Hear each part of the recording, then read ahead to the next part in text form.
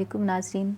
आज की कहानी जो हम पढ़ेंगे उस कहानी का उन्वान है भाग भरी, जो मेरे ही अफ़सानवी मजमूए कतबों के दरमियान में शामिल है। उम्मीद है आप इस कहानी को पसंद करेंगे और मुझे आपके फ़ीडबैक का इंतज़ार भी रहेगा। पाँव फटते ही भाग भरी ने शुक्र अदा किया। रात भर खुले सेहन में चारपाइयों की लंबी कतार के बीचों बीच उसकी अपनी चारपाई थी। उसके सराहने एक घड़वंची मौजूद थी जिस पर 2 कोरे घड़े पूरे माहौल में ठंडक का एहसास बढ़ा रहे थे। साथ ही दूध की गागर धरी थी जिसे मोटी बोरी के कपड़े को गीला करके रात को लपेट दिया गया था ताकि सुबह दूध जमकर दही की शक्ल इख्तियार कर ले। साथ ही बर्तनों का टोकरा पड़ा था जिसमें बहुत से बर्तन थे जो मांजने वाले की मेहनत का मुंह बोलता सबूत थे। भाग भरी ने उठकर मलगजी रोशनी में अपना मोटे शीशों वाला चश्मा तलाश करने के लिए सरहाने की तरफ हाथ बढ़ाया जहां वो हमेशा की तरह मौजूद होता था। ऐनक लगाकर खुद गौर से देखा तो बूढ़ी मुलाजमा कनीज़ा के सिवा सब सो रहे थे। लकड़ी के तख्त पोश पर बिछी हुई जाए नमाज पर ही बैठे बैठे भाग भरी ने रोज़ की तरह ऊंची आवाज़ में सब बच्चों को पुकारना शुरू कर दिया। आस पड़ोस नामों के इस राग से खूब वाकिफ़ थे, मगर माहौल पर सकूत हनूज तारी था। खुले सेहन में कमरों की दीवारों से उसकी अपनी आवाज़ बाज गश्त बनकर उभरी। बिलाखिर भाग भरी अपनी लाठी टेकते टेकते उठी और एक चारपाई के पास जाकर लट से लकड़ी के पायों को ठोकर लगाई, जिससे उभरने वाली आवाज़ सुबह के परिंदों की आवाज़ में गुम होकर रह गई। सबसे पहली चारपाई उसके बड़े बेटे की थी। ये तो बचपन ही से ऐसा है। सुबह स्कूल के लिए भी इसके तरले करने पड़ते थे। जब मार पीट कर जगा भी लिया तो जंगल पानी के बहाने सिरे से गायब। फिर ज़ोर ज़ोर से आवाज़ें दी तो किसी दरख्त के ऊपर से जवाब आता था जहाँ वो स्कूल का वक्त गुजारने के लिए छुप कर बैठ रहता था।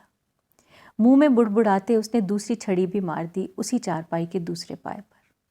अब उठ भी जा नवाज, देख सूरज निकल आया है, बहुत देर हो गई। अब तू बड़ा हो जा, नौकरी वाला बंदा है तू, दफ्तर वक्त पर नहीं जाएगा तो कोई भी नहीं आएगा। चल सोता रह, मेरा क्या, खुद ही बड़े अफसर से झाड़ पड़ेगी किसी दिन, देर से जाने पर फिर खबर लगेगी। अब दूसरी चारपाई की बारी थी जिस पर भाग भरी का छोटा बेटा सो रहा था। चल सुल्ताने, अब तू तो जाग, सुबह हो गई, देख दिन चढ़ आया है। सुबह से इंतज़ार कर रही हूँ, कोई भी नहीं जाग रहा। चल उठ जा तू, मेरा अच्छा पुत्र है, लायक बेटा है। फिर जैसे खुद को समझाते हुए बोली, सारी रात पढ़ाई करता है, कोई नहीं, थोड़ा और सो ले फिर उठ जाना, मैं तेरे लिए रोटी बनाती हूँ, दिमाग को ठंडक पहुँचाने के लिए बूरा भी बनाती हूँ, सारा दिन दिमाग खपाता है। उसके ऊपर खेस डालकर अगली चारपाई की तरफ बढ़ गई। अब लाठी रेहाना की चारपाई के पाए पर थी। शर्म करो कुछ, बेटियां भी सोती हैं इतनी देर तक क्या? देख कमीज़ कहाँ जा रही है, कोई जिस्म की खबर नहीं, उठ जा, अब कुछ मेरा हाथ बटा दे। अकेली औरत क्या क्या करे, अभी तो शुक्र है कि मेरे हाथ पांव सलामत हैं। ओए रब्बा, किसी का मोहताज न करी, चलते नैन परान उठा लेना।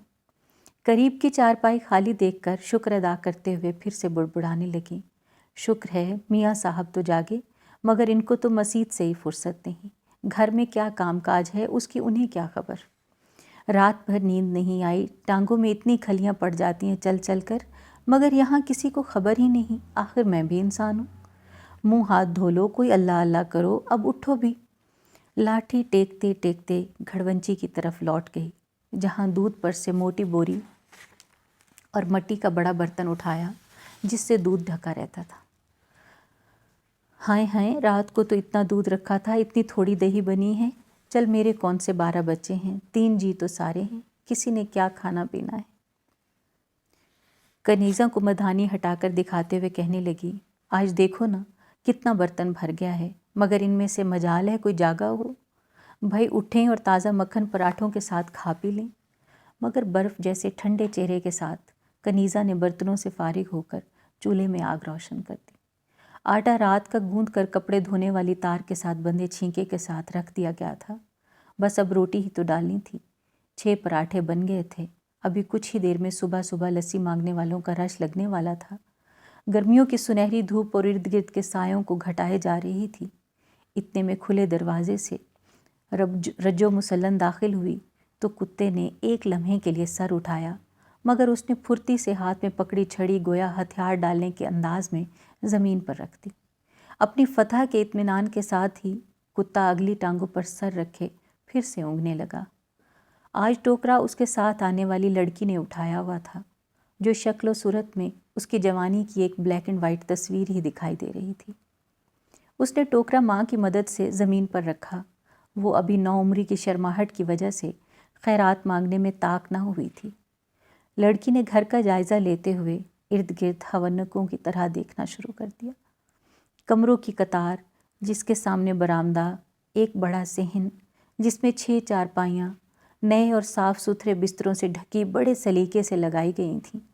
صحن کے ایک طرف مٹی کی لپائی سے تیار کردہ چولہا روشن تھا، جس پر بھاگ بھری پراٹھے بنانے میں مشغول تھی۔